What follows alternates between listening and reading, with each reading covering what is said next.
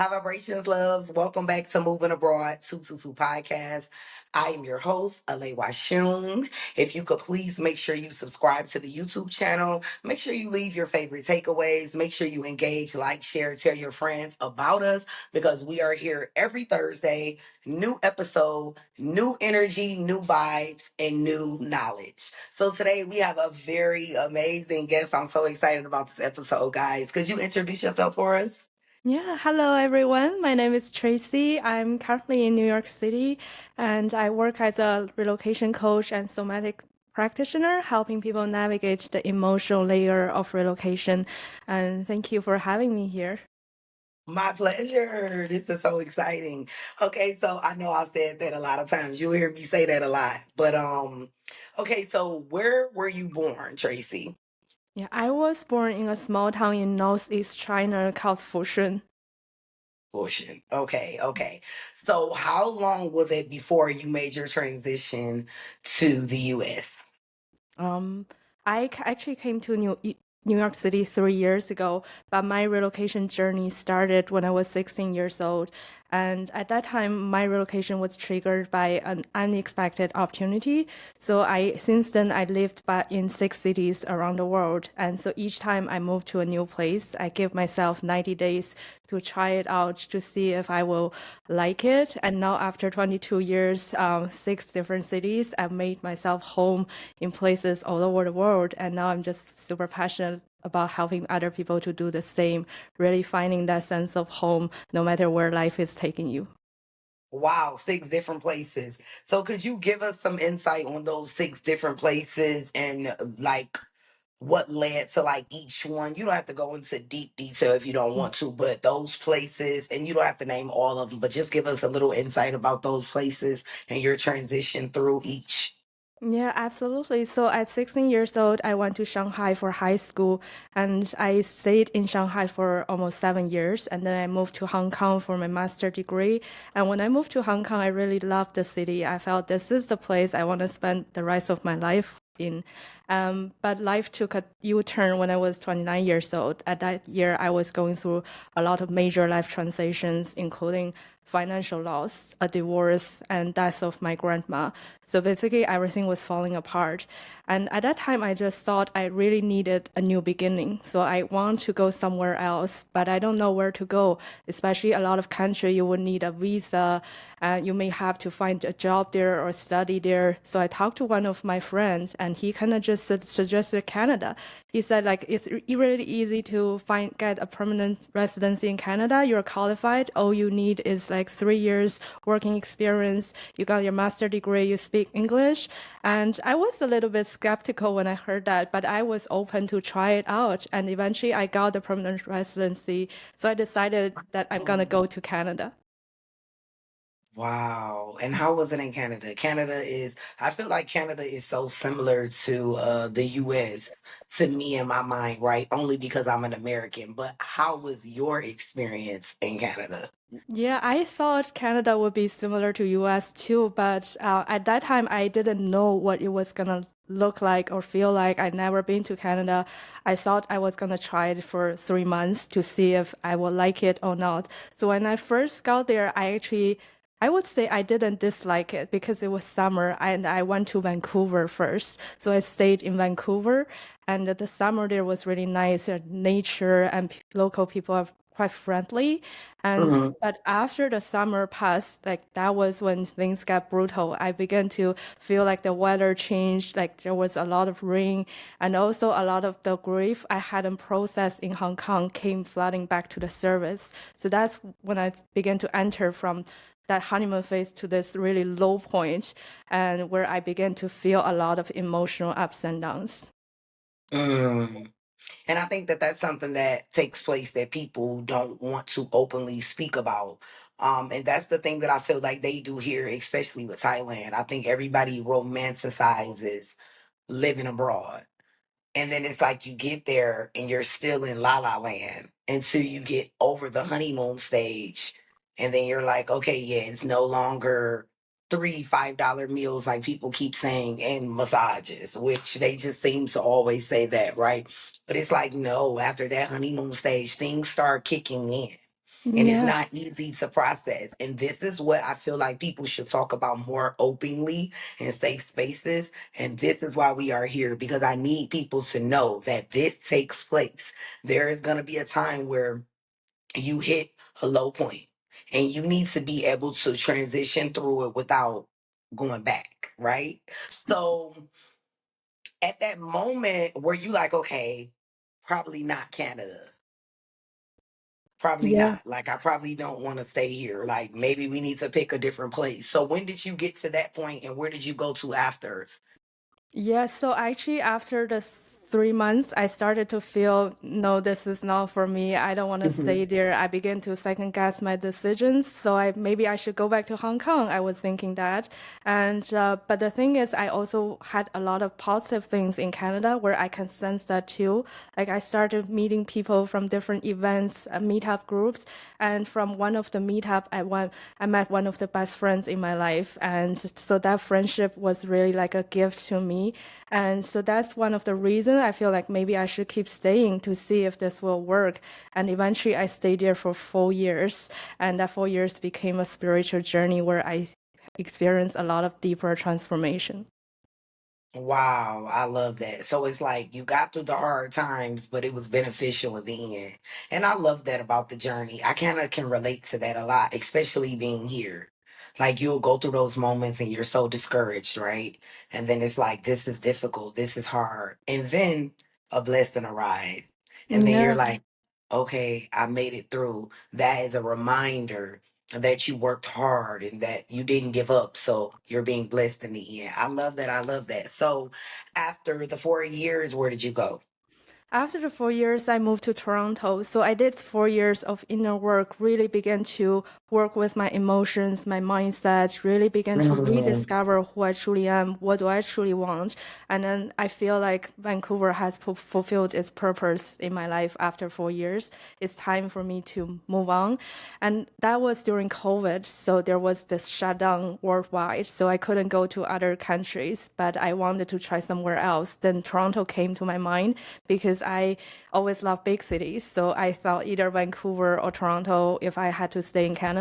So I just decided, let me try to go to Toronto and see what that looks like. So I ended up staying in Toronto for less than a year, almost 11 months before I moved to New York. mm. Wow. Big cities. So what is it that you like about big cities, if you don't mind me asking? I'm interested. Yeah, that's a good question because growing up, I had a lot of thoughts, ideas from my family members. They said if you want to have a better career opportunity or education better opportunity, you have to go to those big cities. They have more jobs or more opportunities, more possibilities. So I feel that's kind of just idea passed down to me from my family. And when I really moved to the new big cities, I find like there are really convenient. You pretty much can find anything anywhere. You can meet different people with different backgrounds. So there is diversity and there is kind of openness. So that's what I really enjoy about big cities. But I also like the big city that has nature because I feel we need both. We need a combination of both nature and big city. If you We want to do. slow down, you need space, and then they also have like parks, beach, or nature you can enjoy. Yeah, I love that. Wow, that's a good perspective. Big cities, more opportunities. I love that. I love that. And I definitely think that that's true. I think that that's true. So, New York, wow. New York. Because I am from the Midwest, right? So, whew, traveling to New York was a lot for me. I often get overstimulated in New York only because it's so much energy, it's so many people. So, going to New York, how was that when you first got there? How did you feel? What was your thoughts? What were your emotions being in? Because that's truly New York is a lot. So, how did that transition feel in your Mm. world? Yeah, that was a great question. So actually the first time I visited New York was 2017. At that time I lived in Vancouver and I came here for just a business trip. At that time I felt like overwhelmed. This is too much for me. The streets are busy, like it's so fast paced. I feel no, I cannot handle this. I'd rather just be here for a vacation, but I didn't think I was gonna stay here long term. But again, 5 years later, when I came back, I feel like this is a completely different place. Like people are really open. They're really vibrant energy. Like it just feels like so much different than the first time I came here. And but now looking back, I feel it's because most part because I changed on the inside. I did a lot of work in those 5 years in Canada where I try to build that inner strength, inner peace. And so when I show up in New York for the second time, I feel like I can handle this. I can see a lot of positivities in this new city, and I would like to utilize the resource I have here. So I kind of have a different mindset. I feel like the energy feels a lot more open, more vibrant. More open and more vibrant. Mm. Okay, so let's unpack the kind of healing work that takes place so that you can have a different experience. So, what type of practices would you say aided? Like, what helped you in being able to experience it one way through one lens and then returning and experiencing it through another lens? What type of practice and activities did you use to help you when you did do that inner work back in Canada?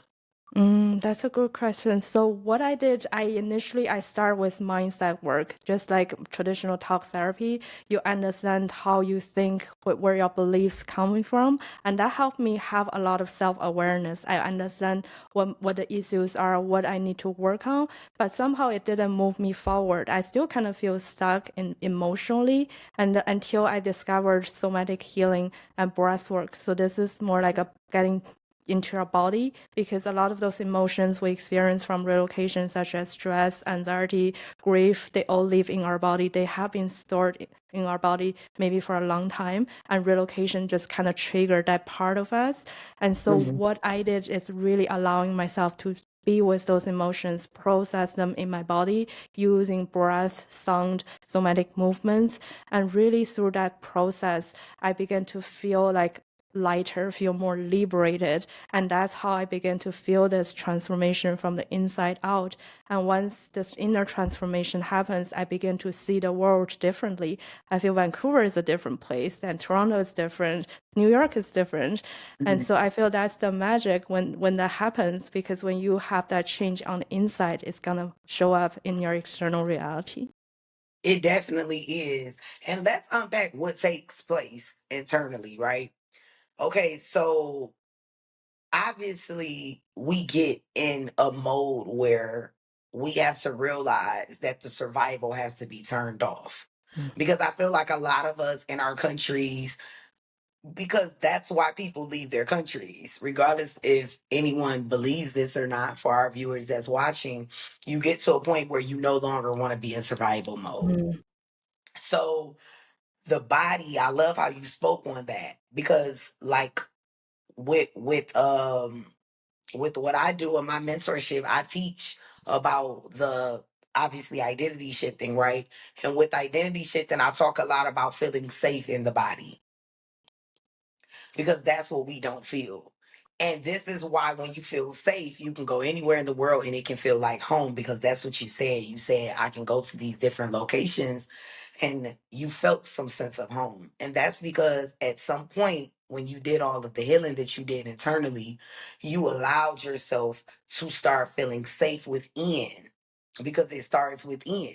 And I love that you touched on that because I feel like people forget all about that. All they think about is logistics, passport, visas. Oh, I got to do this. I got to do this.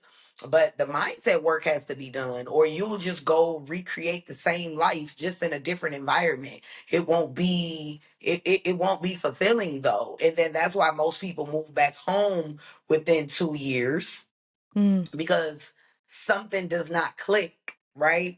And you keep reliving the same life. You're just in a different environment. So I love how you spoke about the body and doing the breath work because I do a lot of like meditation stuff I fell asleep to my meditation last night, and I feel like when I got here, I was like, listen, if I'm gonna be here doing this, I gotta meditate every day because it helps me embark these experiences so that when I'm going through them, I'm not like losing my mind. Like, can I really do this? Oh my God, I want to go home because I have some type of inner peace Mm. because that's what the meditation does. How you talked about the breath work and all of that.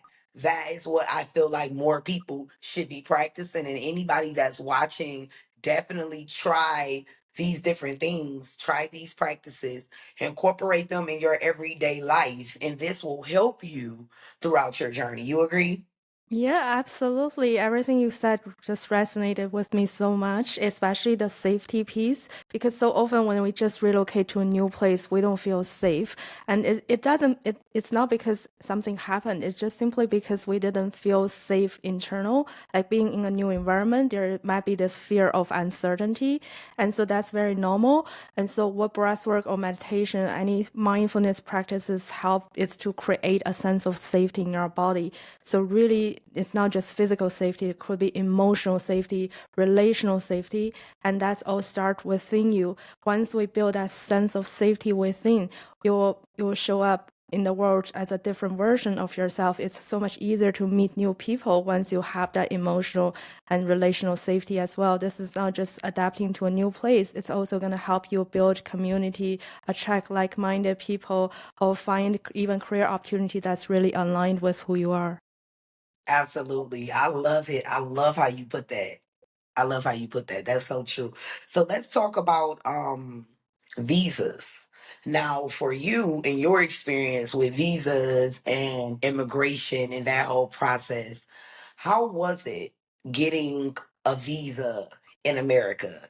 Because this is something that I'm sure a lot of people will want to know a different perspective about. How was that experience for you?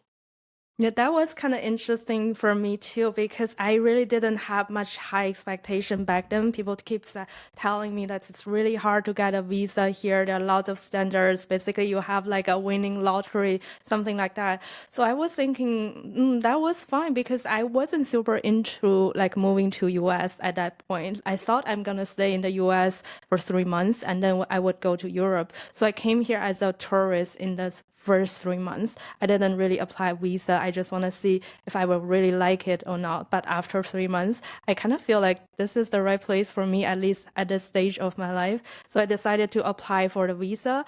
And actually, it's easier than I thought. Maybe because I had really like high my expectation was different. So I didn't assume it's going to be easy. So when actually I started doing the paperwork, it didn't really overwhelm me because I was kind of prepared that mentally and emotionally. I kind of expect that things will be a little bit difficult. I love that. So, how long typically would you say that it takes to get a visa for anyone that's possibly watching and might be thinking about coming to the US? How long was the process from filling out the application, actually receiving your visa?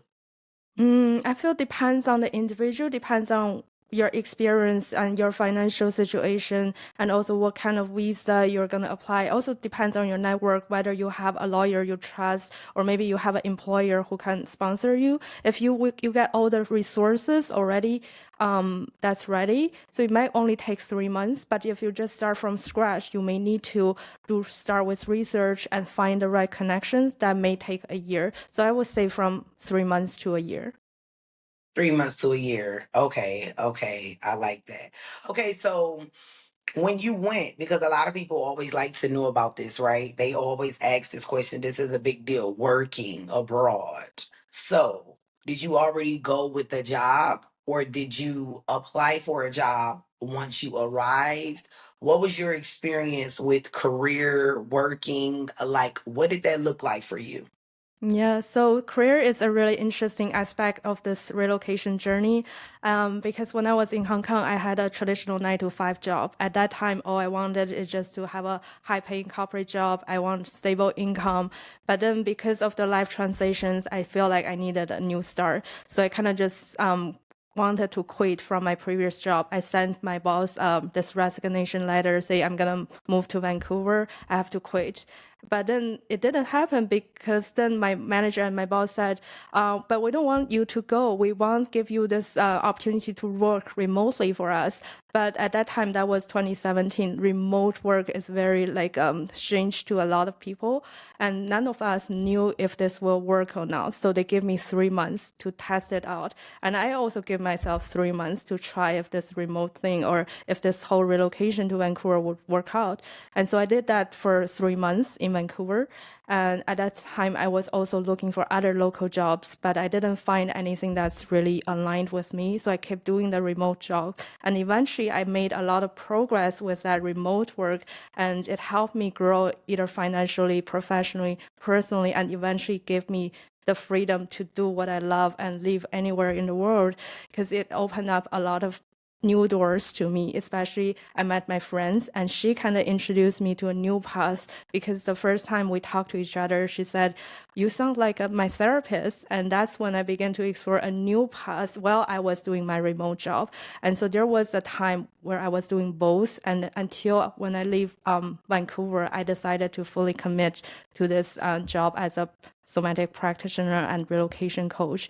And that just kind of things just kind of unfold from there. Wow. So will we say full entrepreneurship now? Yeah. I love that. Congratulations. Thank That's a you. beautiful, that's a beautiful storyline from 9 to 5 to remote work to entrepreneurship. And that's such a blessing. I feel like it was so rewarding for you too. Like it just seems like it was destined and all aligned how it worked out for you. And I'm sure that that was very fulfilling and a confirmation for you as well to know like, okay, I'm on the right track. Like this is Yeah. purpose, you know? Yeah. So tell us more about what you do in your business. Could you share that with us? Like just I know you talked about how you do the somatic healing, how you help people, but could you give us a day in the life or, some experiences you've had? I really want people to get a good idea on how powerful it is on what it is that you do. Because Yeah. I don't see this often. Honestly, I don't know anyone else that does what you do as far as the mindset side of it. Everybody is like logistics. And that's why I push it so hard, right? With the identity shifting and the neuroscience of it. So I'm so grateful to connect with you because we're like in the same team as far as helping people mentally. So could you share that with us? Yeah, of course. Yeah, you're right. Most of the personal development world is still focused more on the mindset, on trying to reframe the belief. And what somatic healing does is really allowing us to release the mind, quiet the mind, so that we can drop deeper into our body. And through this process, we can build a sense of home within. Because this also came from my personal experience. I lived in 6 cities around the world. For a long time, I was searching for a place to belong. I thought if one day I could just settle down in the city, find a good job, and achieve financial freedom, get married with 2 kids, have a picture perfect life, then I can finally feel I belong. Until I moved to Vancouver, started doing this inner work, I realized the ultimate home is the one you build in your heart. And then people would ask, then how do you build that home in your heart? So I was searching for answers for a long time through whether it's meditation, breath work, and I feel I need something more. I feel like there is more to it. And then I discovered somatic healing and parts work. I feel this is the like the missing piece of the puzzle, because when we say building a sense of home, this is not just a logical idea. It's a felt sense in your body. It's the feeling of safety, feeling of stability, feeling of peace. And we can definitely get to that place through somatic healing. So somatic healing is all about processing those emotions that have been stored in our body through our breath, through sound, through movement. And when we really allow ourselves to be present with them, to feel all the way through them, eventually we'll connect to that deeper place of wisdom inside our body. And that's how your heart, your intuition will begin to speak to you. And that's how we begin to feel this inner belonging, feel at peace at home wherever life is taking you. And the beautiful thing about that is once you've connect to this inner guidance, you either find peace where you are, or you naturally move to the next place that's more aligned with who you're becoming. Because I do believe like human beings are like flowers. You need to find the right environment that nourishes you. And now everyone is going to be different. Some flowers Yes. need sunshine, some flowers need shade. So this journey is all about understanding who you truly are, what kind of environment is truly right for you. And somatic healing allow us to do that so we can make those decisions based on our inner truth rather than someone else's opinions. Because when it comes to relocation, a lot of people follow trends, or sometimes it's just doing what other people are doing. But really, somatic healing allow us to release those noises, those other people's voice, so that you can listen to your own voice. I feel that's the power of this work. Wow. Listen to how you talk about it. You really know your shit, Tracy. I'm I super love it. passionate about that. Yes, because I love it how this has been a lived experience for you. You have lived these things you speak about, and I can feel it. And I think that that's what makes it so powerful. And listen, if you needed any other confirmations, because sometimes we need these reminders that we're living in our purpose, honey, you are living in your purpose. I just, when you speak, I can feel it, right? And that's how I know that you are destined to do that kind of work. And it's very important for people to connect with and book and do business with people like you, because this is not an easy journey. And it's a beautiful journey, but it has to be navigated like a certain kind of way, right? And in order for people to truly, truly get the best benefit of living abroad, they have to go within. And I think that that's what we're highlighting on this episode for anyone that's watching. That's the pivot. That's the point. That's what we are putting out there for everyone that's watching. You have to go within. It's not just about running or escaping. You're not escaping or running from anything but yourself. And one day you're going to have to face yourself. So it's like go within, do the inner work so that you don't got to keep running. That's just the moral of the story.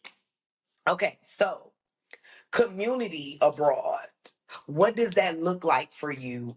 Living in six cities, living in New York currently right now, what does community look like as someone who traveled and live abroad?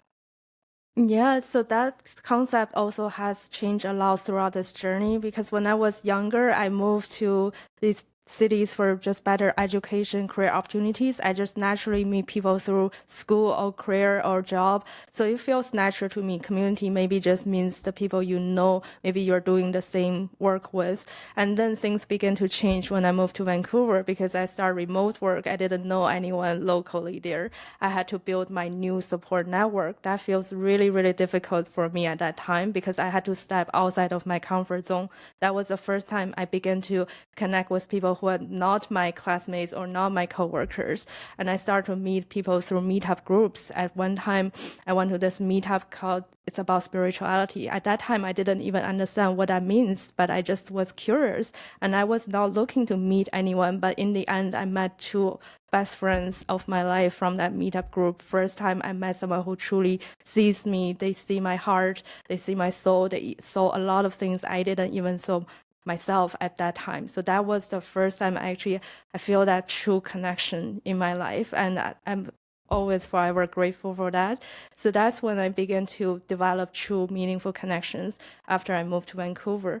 And then moving to Toronto to New York, I feel it's a lot easier to build the sense of community, because I already did a lot of inner work. I began to connect with myself first, and then I feel things will begin to show up in my external reality. I remember the first time I came to New York, for the first 3 months, I met 15 people in that 3 months. A lot of them already become my friends, so that never been easier for me. Wow. And I love how it just grew over time. You were Yeah. like, yeah. And yeah, I do agree also that community is the people that you meet from doing different things, right? Because I know like for me, I am friendly, but to an extent. because I have like a very different, unique kind of energy, very sensitive to people, right? So I have to really be careful with just connecting with anybody, but Mm. anybody that I do connect with, like those are my people. Like I love them Yeah. wholeheartedly and I'm staying connected, you know? So it's very good when you could just meet people that you like that can become friends. Community is important when living abroad because you have those moments where you might get a little lonely and you don't have anybody familiar. So when you know you created these friendships of new faces, it's so comforting, especially in times where you just need, some support, some outside support. Yeah, So I absolutely. definitely love that. Yeah, I feel the same. It's like also a journey of redefining what community means to you. At the beginning, maybe I thought community means people who share the same job, went to the same school, and then I realized it's not just about those circumstances. It's more about the real connection, whether you share the same value or even the similar energy. And then moving to New York, I went to a place where I feel like I was open to more new people, new experience. And now at this point of my life, I kind of feel like I become more selective because I feel like the quality of those relationships is more important than the quantity. Like one rich Mm. relationship is more important than 100 casual connections. Yes, yeah, that's what I was just saying. Like maybe a couple good friends is like all you need. And I'm content with that. Cause I don't have to have like a lot of people. Like I was saying, I'm very sensitive to energy. I don't want to be distracted. Mm. A couple good friends is like so good to have. Like I'm grateful for that. And I'm sure you are too, especially, creating this new life. Cause that's what we're doing. We're creating a whole new reality. So it's good to have different valuable people around you in this new reality. It just makes it so much more fulfilling, right? Okay, so my next question that I would like to ask you is when you live abroad and you might ever come into anything as far as a medical like sickness or anything like that, what is your experience with medical care? When you first started, did you have like travel insurance?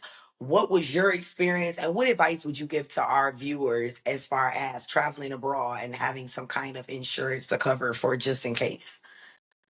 Yeah, definitely, because that's about your health and safety. That's the foundation of everything. And in my experience, I think I was pretty lucky. I didn't have anything major. There are some minor issues. I had to go to the clinics, and so it takes time to find a good doctor or even a dentist. Right? Every country has different situations. Like in Hong Kong, we have both the private hospital and the public one, so you have more options. And if you find a local job there, then the employer will usually offer insurance that can cover that. But if you're traveling to somewhere along, like Canada was still okay because they have free insurance to their citizens. It's like it can benefit everyone. And if you need something extra, you can buy additional to get the additional medicine or the extra services you need. But I know the Mhm. situation in the US is pretty tough right now. It depends on what insurance you choose. There are so many different plans. Until at this point, I'm still pretty confused because they give you like 100 options, and I'm not super clear about what option will include actually. So I would still suggest talking to a specialist or maybe someone else who has experienced that, because I feel the best way to get information is not just on Google or getting more information. It's through your connection. If you can find someone trust, someone who went through that journey, so that it would be your best resource. I love that. I love that. That's very true. That's very true. Because you don't really know, right? And I think someone was it yesterday or was it the other day on the live stream? Someone asked about having a baby abroad, right? Starting a Mm. family. And I just basically spoke about the fact that it's very important to do research on where you go, doctors, hospitals, clinics. It's important. Read reviews, do your research because you don't know these people. So you have to Yeah. make sure that these are good quality spaces that you're going to be going into that's going to be taking care of you and your livelihood. Like it's a lot that goes into that. So I love how you said consult with someone or use your resources. Use who you know. Ask around. Ask the people you know. What insurance do you use? What doctor do you go to? Right? Mm. So that's a good one. Okay, now I want to unpack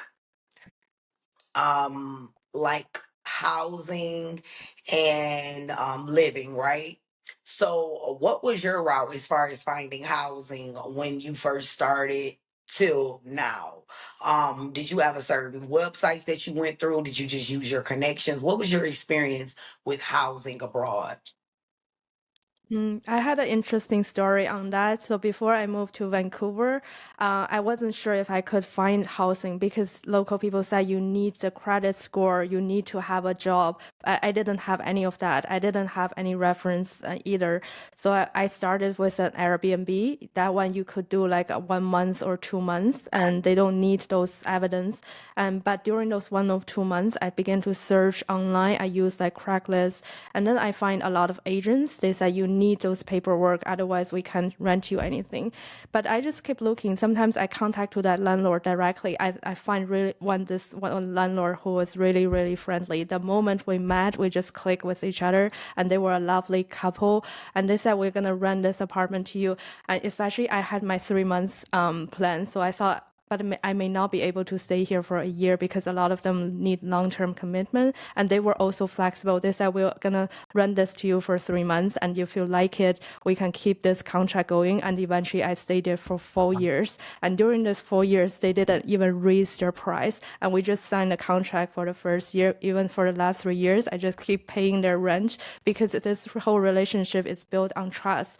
And when it comes to these things like finding a housing, I still feel it's about human to human connection because you have to meet your landlord, you talk to them, and when you talk to each other, you will be able to discern, is this person really trustworthy? Because I also have friends and they have an apartment in New York City and they rent it to someone else. They got all the paperwork ready, they got all the income statement, the reference, but eventually that landlord still destroyed the whole house because you cannot tell whether this person is trustworthy or not just based on the paper. You have to sometimes you have to spend time with them to find out if they are really trustworthy or not. But sometimes you can also use your intuition to feel if this is really the right person for you. This is also about energetic alignment. We say you kind of feel this person's vibe before this person even say a word. And this is also something we do in our inner work, somatic healing, when you can have better discernment to say who is your people, who is not. And then it just simplifies the whole process. You don't even need to use the paperwork to justify whether this is the right apartment or the right landlord for you. You can just trust your inner guidance. Wow, Tracy, I love that because that's so true. Like when you work internally and you work through those things, you clear out all the smoke, right? And when you're able to really feel and know who you are, you can know who other people are. You will be able to Yeah. identify, the things that they might feel like you can't see. Your discernment has to be on 1,000 when you live abroad. For everybody that's watching, this is why I say starting the work before you leave is important because you got to be able to know, can I trust this person? You know what I'm saying? Like for me, it was so hard for me to find an agent, and then I ended up connecting with my agent. And she good thing is she speaks English really well, which was a pro because I wasn't that good yet at speaking Thai, and we built a relationship. I had to feel safe with Mm. her though. You get what I'm saying? And over time, we went Yeah. through so much together. And I started to see her for who she really was. And I was like, I trust her. That day forward, Mm. it made the experience good. And even though it started rocky, I ended up getting a beautiful home better than what I expected, right? But that's because at some point I had to trust myself in order to navigate through these different people and find the person that, like you said, energetically aligns. You guys hear that? That's Yeah. watching energetically aligns. This is agents, this is friends, this is people you do business with in any kind of way. This is locations you go to and visit. These are drivers. This is people that is going to be a part of your everyday life. You have to make sure that these are your people and that they are trustworthy because everyone isn't. Like you said with your friend, you could come into those kind of experiences all the time as a foreigner because you're foreign to the land. You're not native to that environment, so you don't know. So someone could be telling you something and you'll be taking it in like, "Oh, okay." And then you'll learn later that, did you know they were scamming you, girl? And you'll be like, you know? So I love that you touched on that. That was very deep, good insight. Yeah, thank you. And especially, I feel every questions we talk about so far, whether it's visa, healthcare, or housing, it's all about the connections you make with those people. If you can find a good lawyer, then the visa thing would become a lot easier. And if you meet the right landlord, then the housing problem is solved. So what's underneath all of these logistic issues is actually your ability to discern who are your people and who are not. Absolutely, absolutely. Okay, let's go into culture shocks. So when you first started your journey, I'm sure there was a lot of things, and I'm sure even now, because I feel like no matter how long you live abroad, you're gonna always come into these new feelings of things that you're like, okay, this is new. I got to process this. What would you say culture shocks? Can you give us maybe 2 to 3 culture shocks that you had to navigate through and grow through? Yeah, absolutely. I feel the biggest one was definitely my relocation from Hong Kong to Vancouver. Because when I was in Hong Kong, I feel people there very much focused on success, achievements, wealth, financial freedom. And so that's what the value is. And then when I moved to Vancouver, I feel people have completely different values. People value nature, community, relationship, love, compassion. I feel that's like a huge difference for me. And but what that does is really help me release a lot of those old identities that no longer serve me. Because when I live in Asia, I always feel like in order to be worthy, I had to prove myself by getting a good college degree, have a good corporate job, getting married with kids, all those cultural conditionings. But when I moved to Canada, I feel like it really gave me a lot of mental and emotional space to just rethink, rediscover what truly matters to me, regardless of what other people want out of you. So especially being around by nature, being in that quiet space, it gave me a lot of time and space for self-reflection. That's how I began to shed, release, let go, and rediscover who I truly am. What do I truly want out of life? And there are like 4 years time where I was living in this in-between space where I feel like I don't connect to Asia anymore. But I also didn't feel like I fully belong to Vancouver or Canada. I always feel like something is missing. And so I was still searching for that belonging until after that 4 years of inner work. I feel like I moved to a new place where I feel like I don't have to belong anywhere. I don't have to be attached to one culture or the other. I can embrace all of them, accept different aspects of that, and also have my own personal identity. I'm a global citizen. I don't have to be attached to one place. And that just gave me more perspectives and more capacity to understand those differences. Global citizen. I say that often. And I truly feel like when you do live abroad, you learn that you become that. Like that's what we Yeah. are. We are citizens of the world, of the universe, right? And wow, like I just love the way you break things down because I feel like I can relate to you so much. And I don't typically have these conversations rarely because it's rare that you meet people that get it as far as the internal experiences and just really figuring out what it is that you want and realizing that your native country or land or home no longer gave you that. And it's not that you hated Hong Kong or where you're from. We love where we're born. I know I can say that. I love being an American. I'm proud of that. But at the same time, spiritually, I outgrew America, right? And I'm sure you can Yeah. say the same. At some point, you outgrew it. Another thing that you touched on is I love how you can give a perspective as being of an Asian descent, right? I love how you gave us a different perspective on what you felt because I feel like when people like because I feel like we're kind of like switch roles, right? I feel like being here, people highlight peace and not saying that Thailand or Southeast Asia isn't that, but I think that people forget that the people here work very freaking hard, right? Mm. And I see it. So while everyone else is like, oh yeah, this is just a great place. People only care about massages and relaxing and I just literally told someone, I'm like, I realize that these people work their ass off.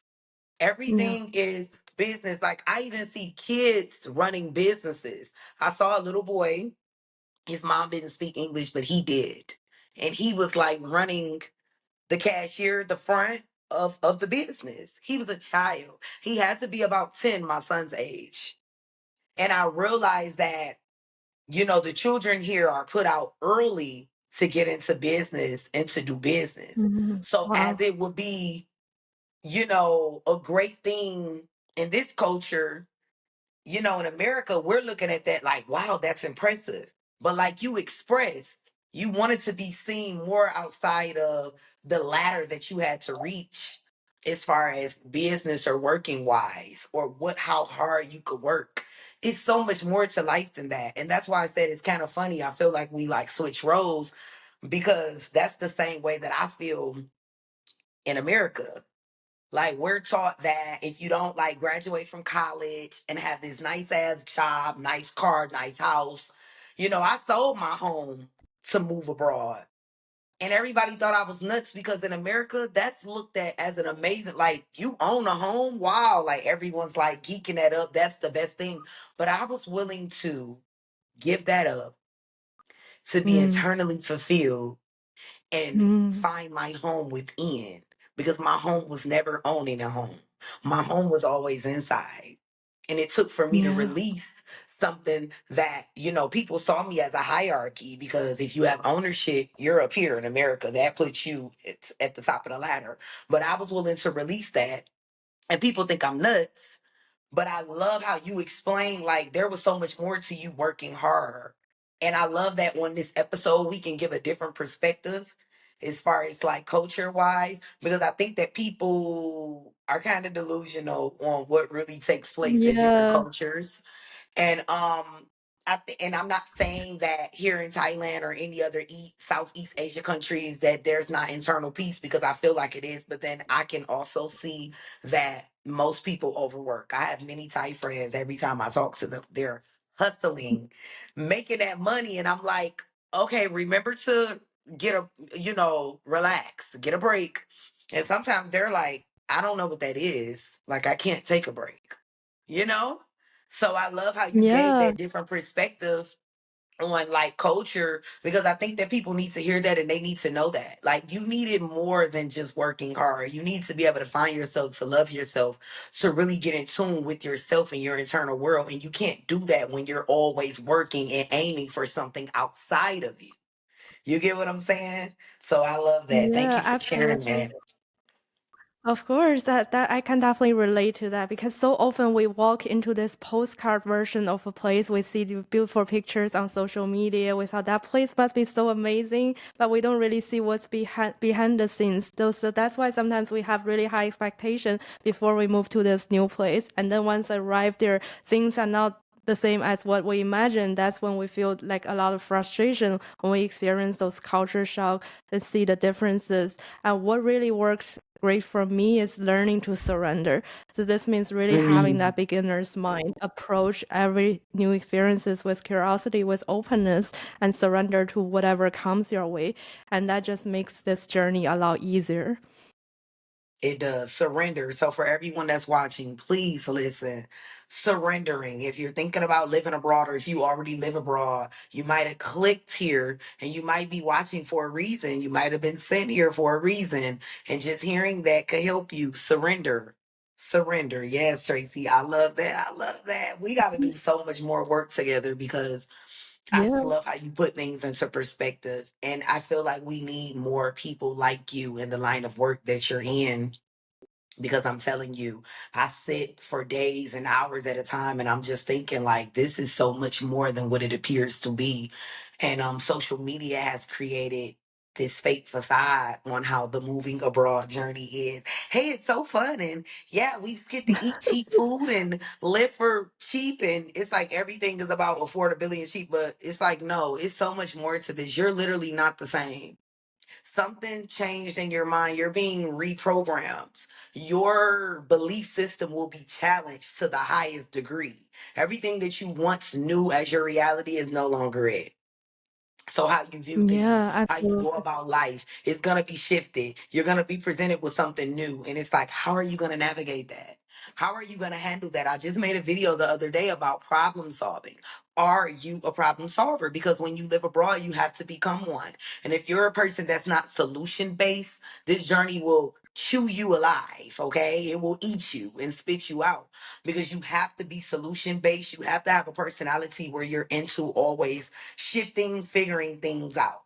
And you got to be quick with it and able to navigate each new experience, like you said, surrender. So I love Yeah, that. I love that a lot. absolutely. And I feel a lot of that is also about being resourcefulness. Like a lot of people say, I just need resource. Money can solve anything. But actually, it's not really about the resource. It's about resourcefulness. It's how you begin to find those resources in your surroundings, how you trust yourself, because you do have this inner pharmacy. You have whatever you needed from the external Mhm. world. And once we begin to connect to that inner resource, things will begin to manifest in your external reality. You will begin to attract money or career opportunities, like-minded people. Like, because I feel the external world is just a reflection of our inner space. If we feel that abundance, feel that connection on the inside, it will begin to show up on the external reality. Absolutely. The two will meet. The two will meet indefinitely. Mm. Okay. So I was gonna ask you pros and cons, but I feel like I mean I guess I could, but like with how you do things. I probably don't even feel like you have an actual con, or if you do, you'll be able to break it down on how to, transform through that. So, did you want to maybe share a pro and a con? It's up to you. Yeah, I feel definitely each city comes with some gains, some losses. There is definitely no perfect place on the whole planet. Each Right. time you move to a new place, you have to sacrifice something or give up something. And that's always this grief I have been carrying. And I don't think it will go away. It's just learning to move through this. Like, for example, when I moved from Hong Kong to Vancouver, I had to sacrifice the career I had in Hong Kong, some really good coworkers, my mentors, and I still like really grateful for having those people in my life, even though they're no longer in my life today. So sometimes I still experience that grief. I feel that's the cost of moving to a new place. Each time you grow, you evolve. There would be some relationship that doesn't grow with you. There are a lot of relationship, friendship that cannot survive the distance. So that's also the part that really always like I feel this ache in my heart, and I'm learning to live with that. Wow, I've been feeling that ache too, and it's a process too because you have these expectations of people that you've been connected to forever, and then I'm like, it seems Yeah. like when I personally moved, everybody that I was talking to on a regular day disappeared, and like I'm not super open to the world, so like I was saying earlier, when I befriend somebody or when I connect with them, like I really love my people, and that's something Mm. that I'm still learning that I haven't got over either is definitely an ache because you have these expectations on I thought this friendship or this connection was forever, Yeah. or I thought that I would be connected to these people forever, and that distance literally changed, and it's like now it's quiet, where are these people? And it hurts sometimes, but like also with me, I'm learning to just release it, letting it be what it is because I'm meeting new friends anyway. And I'm connecting with like minded souls like yourself constantly. And a lot of the people I'm connected with, I am creating friendships. I am able to just chat from time to time and send a text like, hey, I hope all is well. It's nice to Mm. just create the new connections. And then it shows you that when you change, you don't only change, the people around you change. So therefore, you meet new people, Yeah. and that's okay, you know? Yeah. Yeah, absolutely. And also it makes you cherish those friendships even more because you don't know how things will change in the future. All we have is this present moment. And when we do gather with those important people in our life, we cherish them even more. We just want to make the best of each moment we have. Yes, definitely. That's the beautiful part about it. Just appreciating it. And that's another thing I'm learning too, being here.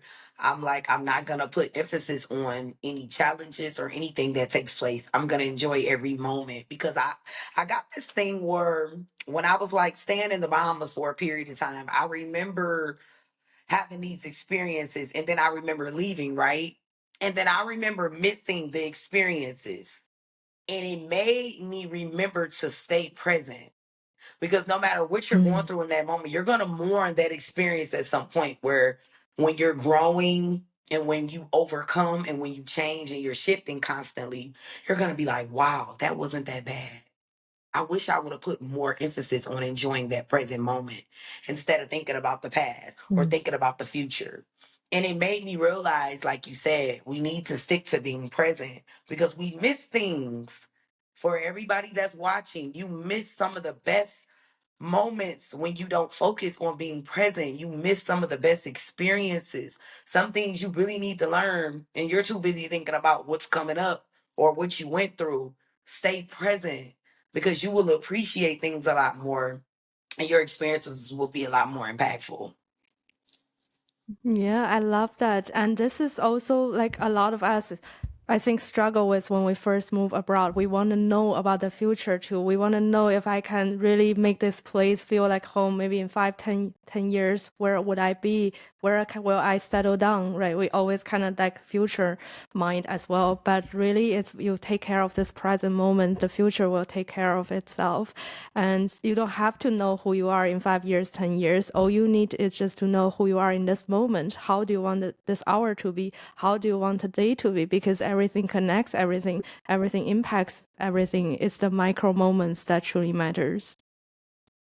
It is definitely matters.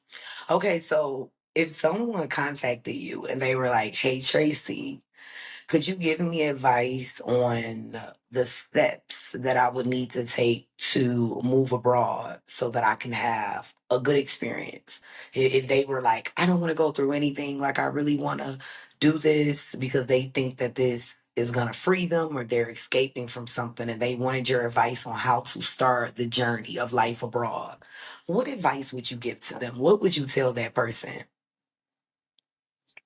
Yeah, that's a good question. So I actually created a free ebook on my website, helping people navigate the emotional layer of relocation. Anyone can download it on my website. It's traceyzhang.com. So basically from that ebook, I summarized there are 5 phases almost every person will go through after they move abroad. So, and this is how you can prepare for each of the phase. So the first phase is what we talk about, is the honeymoon phase.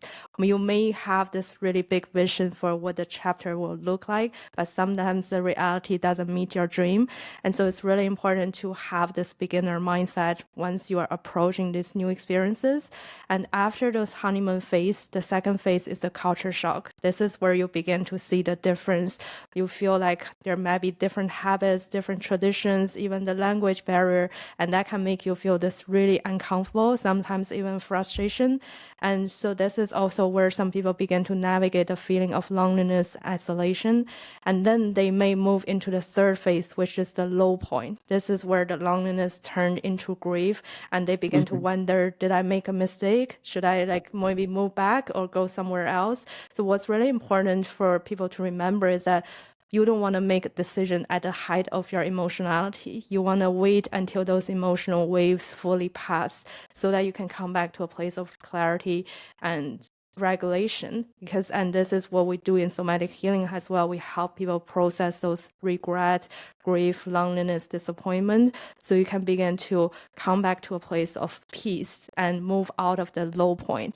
And once people move out of the low point, they will enter the fourth stage, which is the adaptation. So they will begin to learn to adjust to this new environment again. So they're learning maybe they're learning the language and socializing with new people, and this is where a lot of people experience that identity shifts, and they begin to figure out who they truly are, what do they truly want. And so this space really gives yourself time to process. It's okay that you feel lost, confusion, or empty, because this is a sacred pause. This is for your soul to finally speak its truth to you.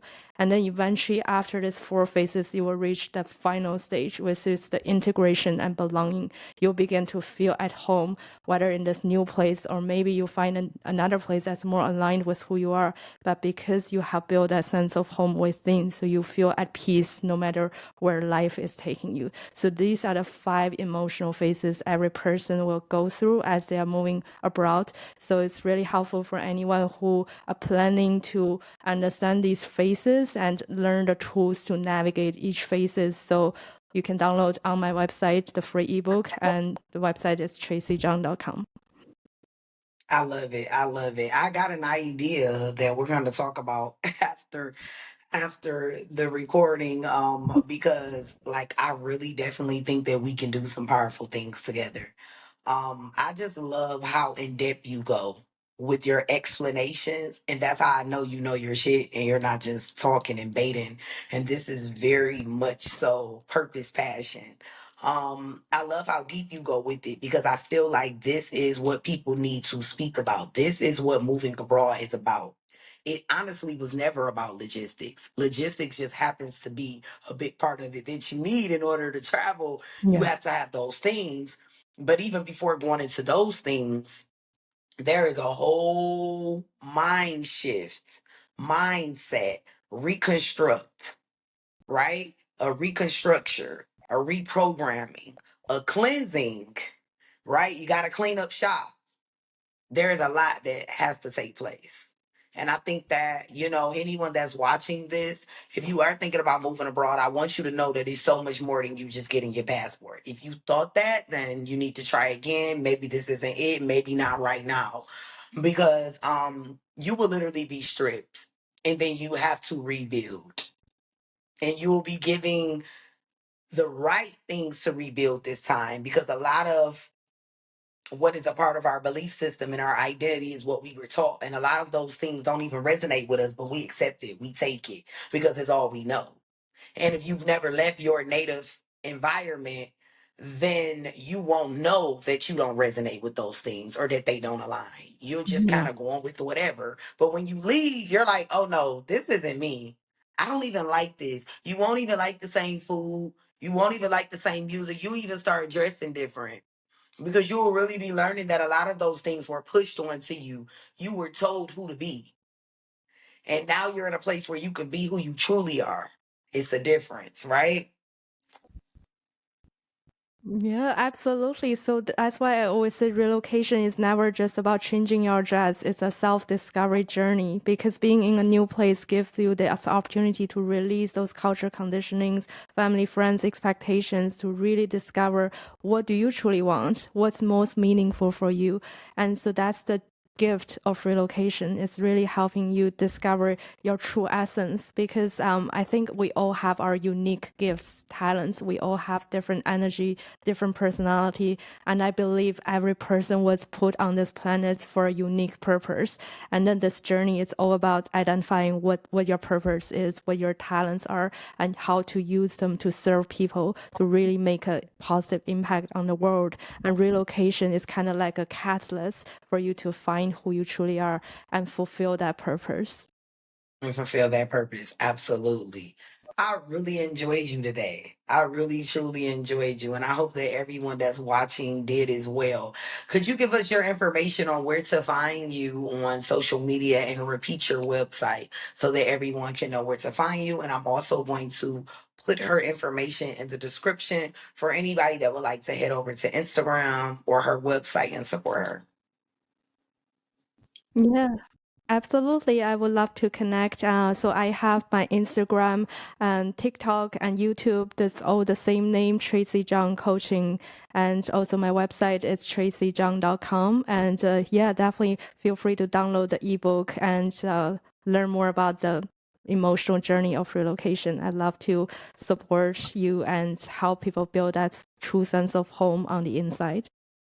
Yes, I love it. So make sure you guys head over to her website and get that ebook. Like I said, I don't even see many people doing that either. It's a free ebook and it's helping you with mindset. Okay. So it's helping you shift your mindset and get into the true knowing of how you need to identify yourself on this journey. So thank you guys so much for watching. Please make sure you like, subscribe, share, comment. Tell us how you like the episode. If there's any takeaways you want to discuss, any questions you would like to ask, please drop them in the comments. And I will see you guys next Thursday. New episode. Peace. Bye. Thank you.